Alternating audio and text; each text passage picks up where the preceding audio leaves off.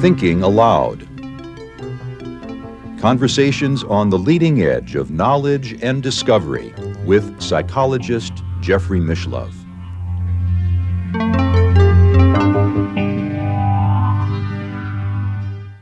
Hello and welcome. I'm Jeffrey Mishlove. Today, we'll be exploring parapsychological counseling in Germany.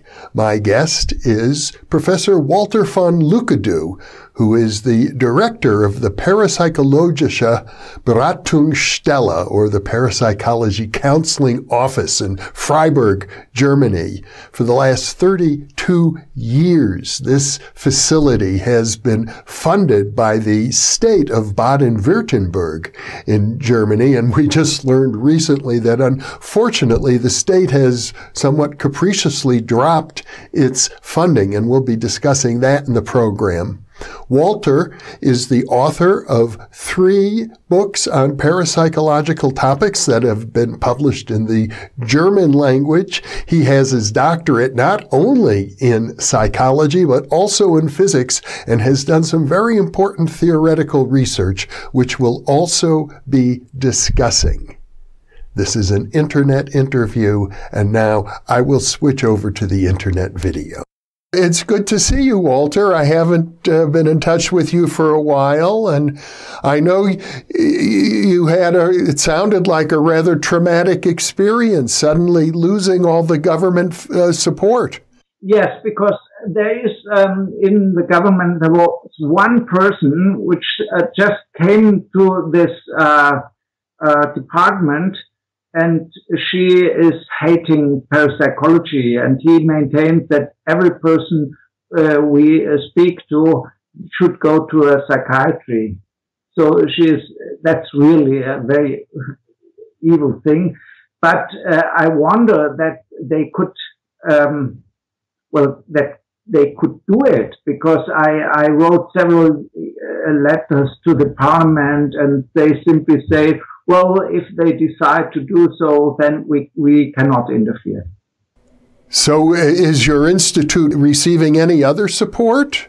Well, I have some sponsors, but this is not sufficient. And now we ask the persons who contact us to give a donation. And, well, this month it worked out quite fine. I hope that it will go on. Perhaps if we were to talk about the work of your institute, and this video can go out around the world, it might be helpful. Probably, yes. I hope so.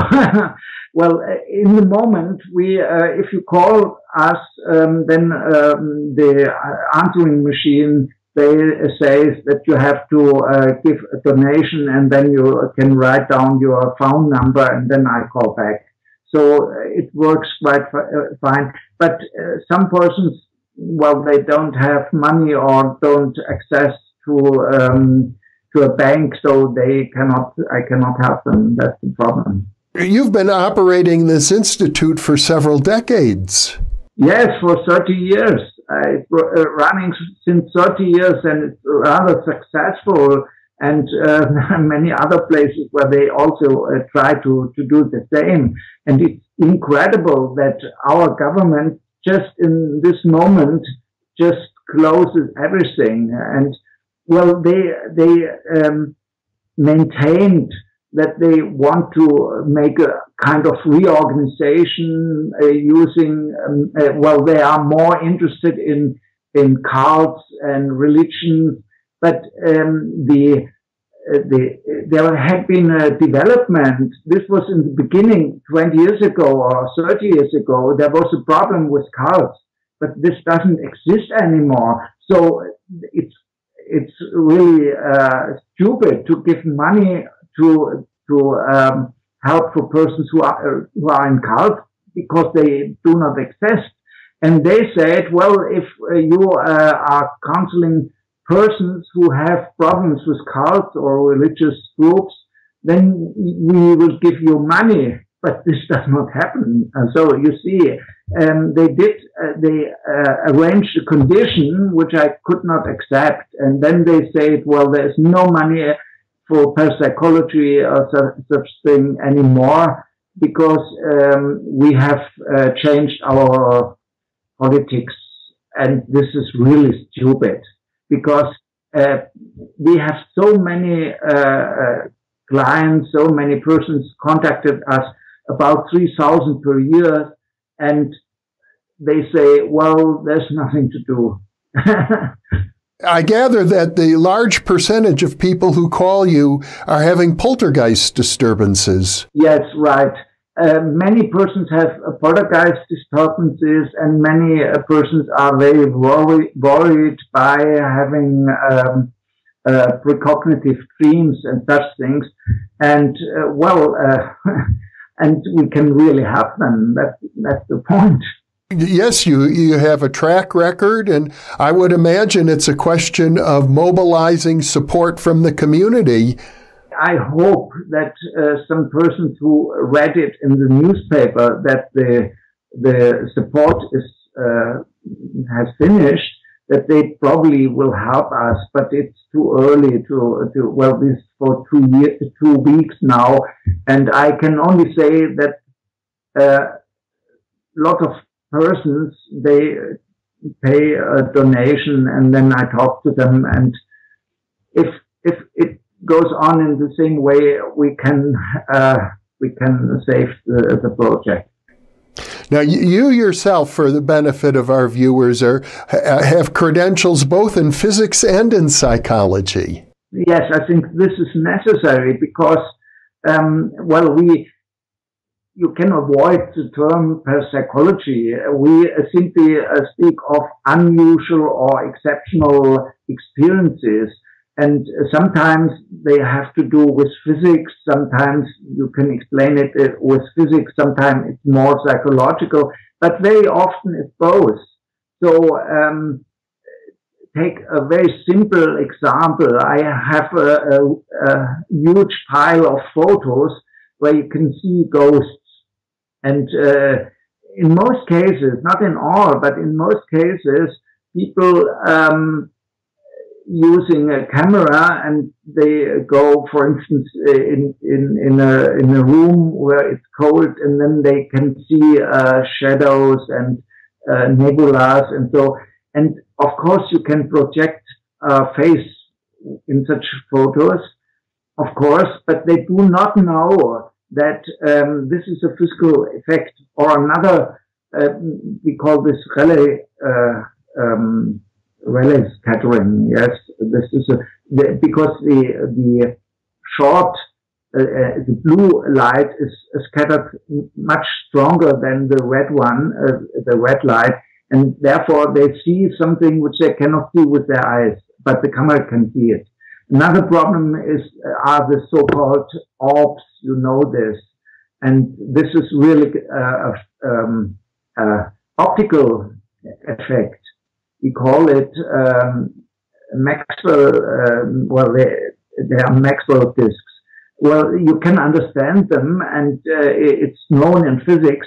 But very often it's linked with psychological problems. So you should have both in mind. You cannot simply say this is only physics or this is only psychology. It's in most cases it's both. Of course, it's very important to be able to find conventional explanations when they exist, but in the poltergeist cases, for example, it seems as if very often you're getting some sort of psychokinetic effects that cannot be explained away as conventional physics.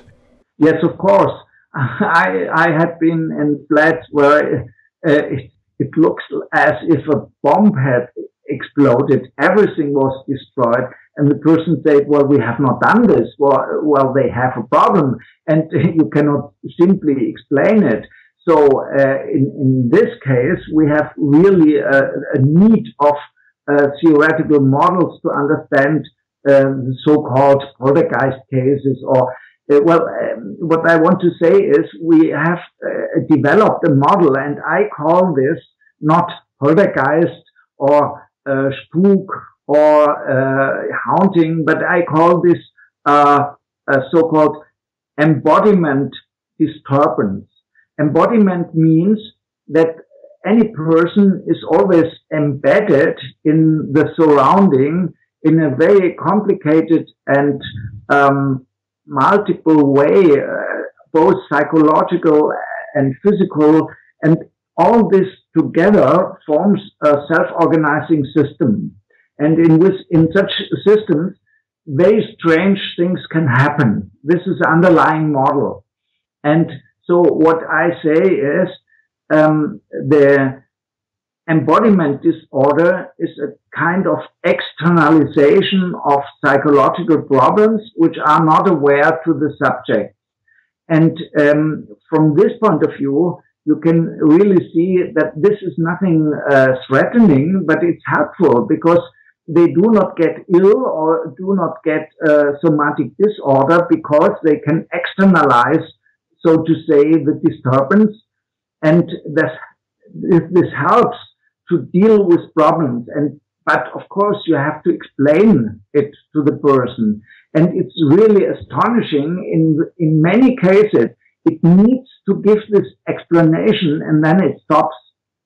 For instance, many of the so-called poltergeist cases, or what I call embodiment disorder, happens if neighbors have problems with each other. So they fight against each other, they go to the court and what they do. And these are long stories, and they always claim that the other family makes noises during the night and such things, and things are changed and disappear or reappear.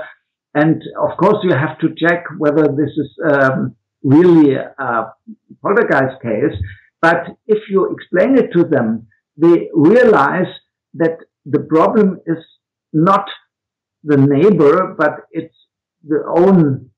an own psychological background, and this is really helpful. And so we can say that we are very helpful in helping persons who have quite normal problems with neighbors and such things. But it's not known in the population that such cases exist. They simply believe that it's only a mental problem, or that the persons are mentally ill or something like this. But this is actually not the case in the embodiment disorder cases. I know you have looked at the ages of the people who seem to be the source of the recurring spontaneous psychokinesis. That they're typically between 9 and 16 years of age. Yes, well, this was the classical case, but we have presented a paper at the last PA conference. We found that there are quite different types of RSPK cases or of poltergeist cases or embodiment disorder, and it depends very much on the personality, on the age, and so the classical poltergeist case with youngsters in the puberty, it's not very often the case now because these youngsters do not have the same problems as, say, 30 years ago. And this has changed. So we did statistics, and we found that the poltergeist has grown up. It's mainly persons in the age between 20 and 40 about. They have more problems than youngsters. How interesting. The phenomena changes over time. Yes, of course. And you can really see this in the statistics. And also the behavior is different. So we distinguish between, so to say, for instance, a neurotic RSPK case or a depressive RSPK case, because there are different dispositions which create a poltergeist. And if the person has a tendency to be neurotic, then of course the phenomena are different, and also the development of the poltergeist is different. And you can really see this, and you can also explain it to some extent at least. Do you encounter cases, though, that appear to have some sort of an external agency not related to a living human being? Yes, it's a very difficult question, because the process of externalization creates, so to say, a kind of external mental, say, being or existence or something like this, an entity, and it's very difficult to decide from scratch whether this is something which is the primary cause, or whether this is created by the situation. And of course, there is the development that sometimes RSPK cases are more or less cases of possession, and then the persons assume that an alien or something like this is causing the problems. But so to say, the structure of the phenomena are very similar. So if you have a case of possession, of course, then you have also RSPK phenomena, but the interpretation is a different one. I see. So you do run into cases of that strike you as authentic cases of possession. Yes. Well, we for our clients, we do not make a distinction between, if they believe it's possession, then we talk about with them about possession, and if they believe that this is a spirit from beyond, then we talk with them about spirits from beyond, because we use the models they use to describe what's going on. And it's not our task to convince persons of a certain worldview or assumption what's behind the paranormal phenomena.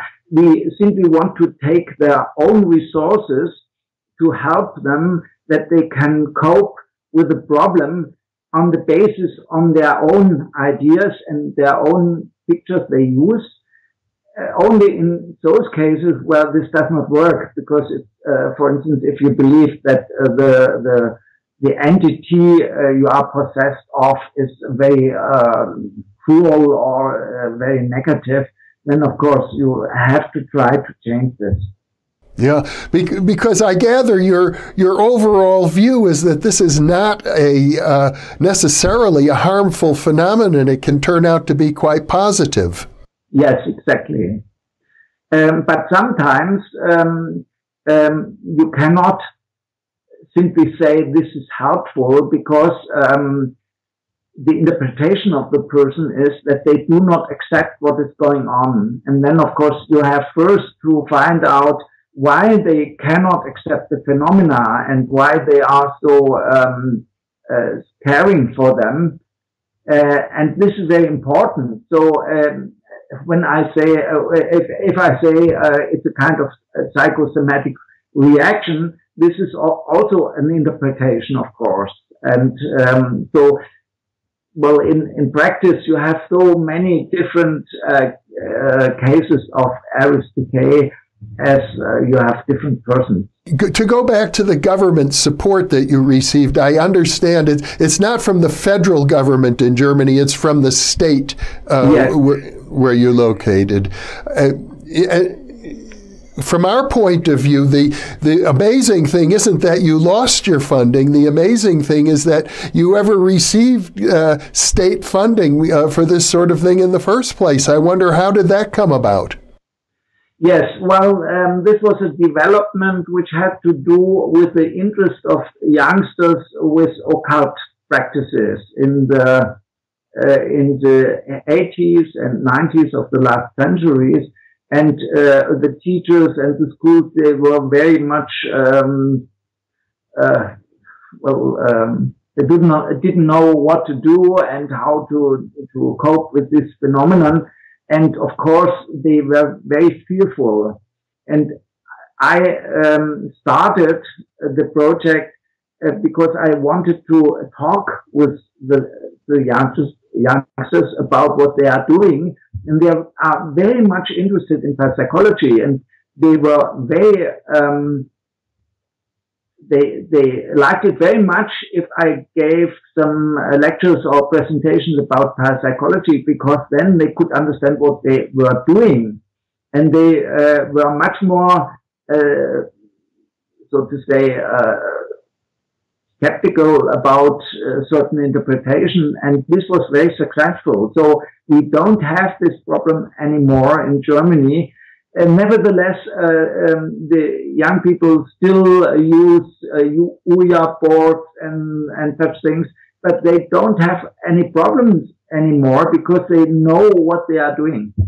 Over the decades, your research and your work with people has actually had a measurable social impact on the whole culture. Yes, of course. So this, from this point of view, it's incredible that they just closed the whole project, even it was so successful. Now, and you also deal with people who are having precognitive dreams. Yes, of course. I can well imagine if it's a dream of a disaster of some sort, it can be very disturbing to people. Yes.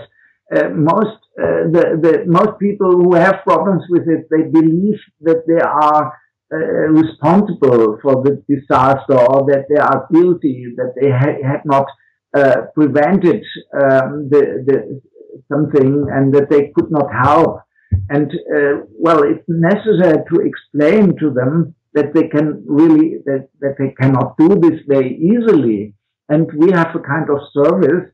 If a person has very often such dreams, or then they can call us and we record the dream. And then if we have the impression that it's specific enough, we say, well, we can contact the police or other persons to help them, because if they do this on their own, they get problems, because the police does not believe them.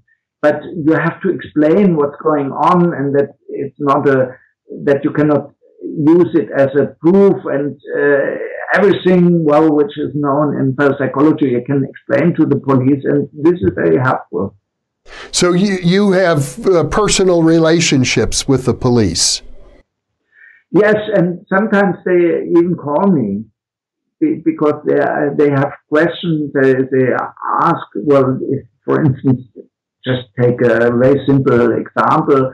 If a person has an apparition in the home, then they call the police, and of course, the police doesn't know what to do, and then sometimes they call me, and then I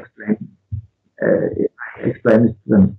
Yes, another important thing is that, well, I put it in a different way. If we would get all the money we save for the healthcare system, we would have enough money. That was not the problem, because many persons are sent to psychiatry without any reason, because many psychiatrists do not know that some persons do hear voices without being schizophrenic, that they can see hallucinations or apparitions without being mentally ill and such things. And it's not so difficult to distinguish between mental illness and paranormal phenomena. And I always give lectures to psychiatrists. They often invite me, and I have been in many psychiatric clinics to explain it to the doctors, and they are very it's very helpful for them, because they say, well, we know there are many cases where it does not fit with the diagnosis, does not fit with what they report, And if we would get all the money we save to the healthcare system, we would have enough. Do you find that the police ever ask for help, clairvoyant help, for example, in solving crimes? Do you get into that area at all? Yes, some persons really want to contact the police, and this is very difficult because the police has a lot to do, and they do not like it because if somebody, well, it's mainly if, for instance, the corpse is not found of a murder, and then they are looking for it, and some persons dream about it, and they want to tell the police where they should look for it. And of course, the police does not like this because it's a lot of work. And in most cases, it's not really helpful because it's not specific enough. And on the other hand, they are forced to do it because if a person goes to the police and say, I know for any reason that the corpse of a person is anywhere, they have to look for it. They cannot say, well, I'm not interested in. And so they do not like it. But so what we are doing is that we look very carefully whether the impression or the dream or whatsoever which persons have is specific enough to allow such contact with the police. And we explain it to them, and sometimes they say it's helpful, but of course it's not, so to say, it's not an easy thing. You cannot simply use it as a normal process. I know in the United States there are a handful of skilled clairvoyants who work with police on a regular basis, but and I know that has been the case in the Netherlands in the past. Yes, of course, that was Gerard Croiset. I knew him. He died many years ago, but I knew him personally, and he was really very successful. But of course, he had also some typical misses. So he never, he could not predict whether his impressions are precisely what he expected. And you have to explain it to the police because otherwise they simply say, well, this is not helpful. We ought to touch on some of your theoretical work because I think you've made some important breakthroughs to my way of thinking and in taking a look at the Jungian concept of synchronicity and showing how it relates to the quantum theoretical concept of entanglement and the implications of that for parapsychology. You're really one of the leading theorists in that area. Yes, this is very important because the theoretical model we developed here in Freiburg, I'm not the only one who did this, but we have the generalized quantum theory and the model of pragmatic information, and they both belong together. So it's one theory, so to say. And there are two aspects. One is that you can really use this model in practice, and that's what we are doing. If we, for counseling, to explain persons what's going on, we use this model, and this is really very helpful, for instance, in RSPK cases. On the other hand, the theoretical aspect of the generalized quantum theory and model of pragmatic information is different from all the other ideas, mainly which were developed in United States, like Walker and so, because this is not a reductionistic model. So it's a systemic model, so we can apply it even in such cases where we cannot trace down effects down to quantum theory or to the atomic level, but we can see structures within the system, for instance, a sociological system or a psychological system, and you can find these structures which we know from quantum theory also in other fields. And this is a new idea behind it. Not that quantum theory is very successful, but I always had the problem with Walker theory, for instance, which is a reductionistic one, that it's very hard to understand where is the interface, so to say, between the psychological description of the system and the physical one. And of course, there are many open questions, and in neurology, we have the same problem, that we can describe the brain rather well with different techniques, but we cannot see the thoughts or the emotion and such things. And if you start with a systemic model, you don't have this problem anymore. That's the advantage of the model. I know, for example, that Carl Jung, when he developed his theory of synchronicity, he gave a lot of credit to J.B. Rhine and the early ESP experiments in inspiring him. But Rhine himself was never able to accept the idea that Jung promoted, that the phenomenon was acausal. But you understand how a causal phenomenon can operate. Yes. Well, one has to distinguish two types of causality.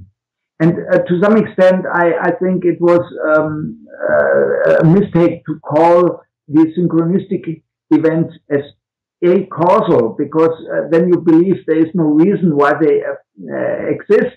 But of course, there is a cause for it, but it's not a local cause. It's, so to say, the whole system. And we call this a global observable. And for instance, the whole system creates synchronicity. And this is a cause, of course, but it's not like a sender and a receiver. It's different. It's the whole system which creates synchronicity. And in physics, we call this entanglement.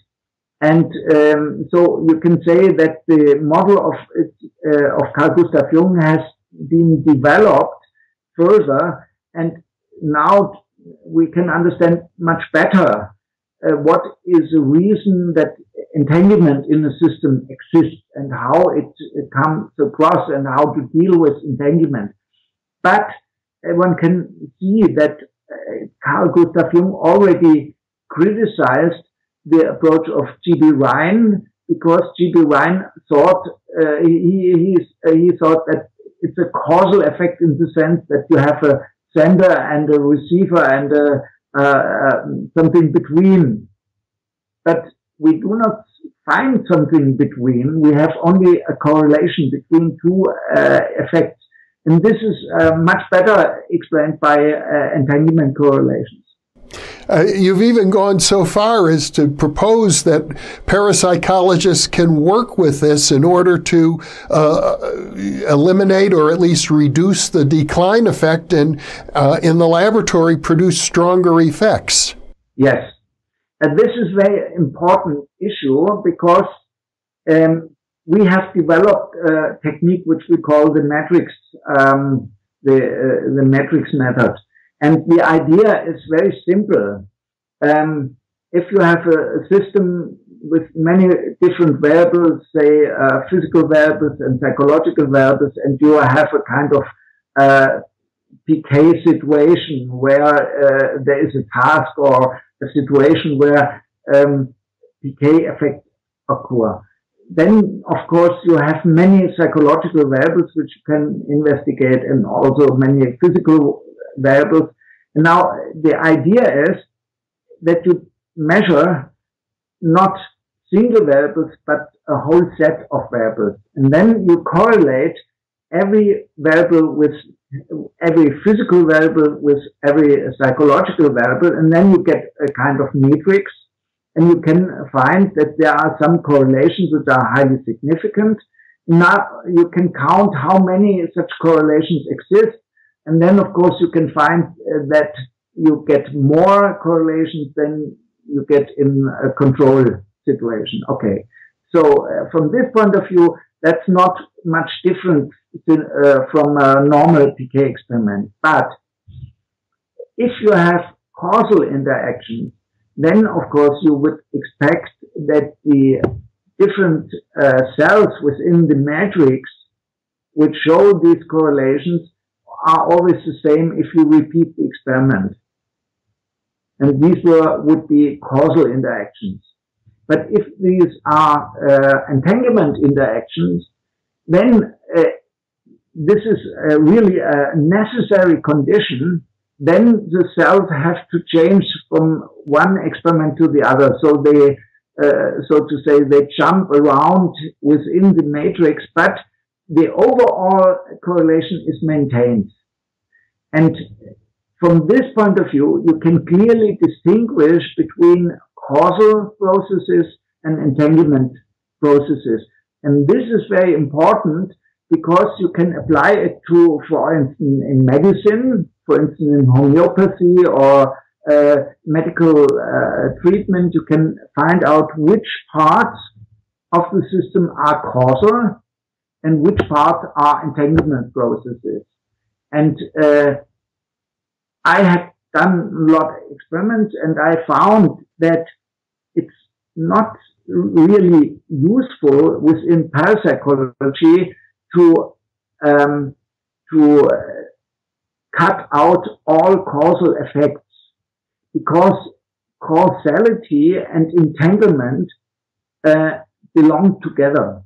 So the causal effects in nature produce entanglement, and the entanglement processes in nature stabilize the causal one.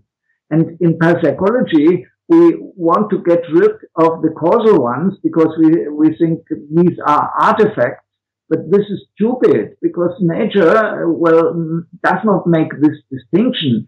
And I really found out that if you allow, in principle, causal interactions, then the entanglement correlation assembles, so to say, around the causal interaction. So, and I could really show this in the data of the experiment. So from this point of view, I believe that we have a new approach in parapsychology, not to distinguish, so to say, causal processes and to say these are normal and the entanglement processes which are paranormal. This is stupid. Nature always uses both. And if you allow this, then you get much more information about nature. And this is not only true for parapsychology, but it's also true for psychology. Throw out all the entanglement processes and you get something which is very meager, so to say. For instance, the famous Rosenthal effect, if you look at the meta-analysis, you can see that in the beginning they had a lot of entanglement correlation, and then they left this because it was not causal. And, well, they still had some effect, but you can apply it in normal psychology. It requires a completely different mindset, it seems to me, to be able to look at both of these simultaneously. Yes, of course. And this is what you can do with this matrix method. I think we should develop this in future in much more detail. We are just in the beginning. Well, you've really shown an ability to combine very important theoretical and experimental and clinical work all in a relatively small institute, although I gather you have other colleagues who are supporting your work and assisting you. Yes, well, I of course, I do not do everything alone. But I work together with Harald Warlach and other colleagues. And of course, there had these matrix experiment had now repeated about 10 different studies, and most of them were rather successful. Well, Walter, it's been a pleasure talking to you. Before we go, is there anything else that we haven't covered about the work of your institute, or things that you would like our viewers to know about what you're doing? No, I think we touched all important issues. Well, I'll do everything I can to help support your cause, Walter. You're doing very good work, and I think it deserves ongoing funding. Okay, thank you. Bye-bye. Bye-bye. Good to talk to you.